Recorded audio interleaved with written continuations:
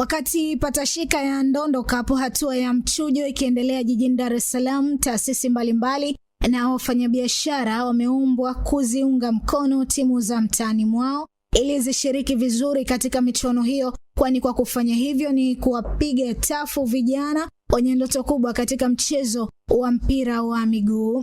Kauli hiyo imetolewa na meneja wa Ferrovia Park iliyopo Ukonga jijini Dar es Salaam, Obi Hassan Muganyezi, baada ya kuwakabidhi vifaa timu ya Mazizini Combine ambayo itaanza kipute cha Ndondo Cup kesho katika uwanja wa Airwing Ukonga dhidi ya Freemason FC. Naitwa Obi Junior, ni manager Bella Vista pamoja na Ferrovia Park ambayo iko Ukonga.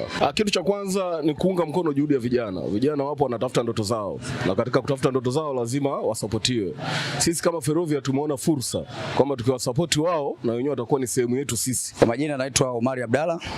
Mimi ni kapteni msaidizi wa timu ya Mazizini Combine. Mpaka kufikia hapa tumeingia Ndondo Cup ni juhudi za watu ambao wamejitoa kwa moyo na kila kitu. Ashukuriwe Ticha Sam, pia tunampongeza ndugu yetu anaitwa Chazi, pia ana juhudi za kujitosheleza mpaka kufikia hapa tulipo. Majina anaitwa Ruben Petro Yohana. Yaani hivyo kwa ujumla tuseme duniani kwa ujumla kisoka.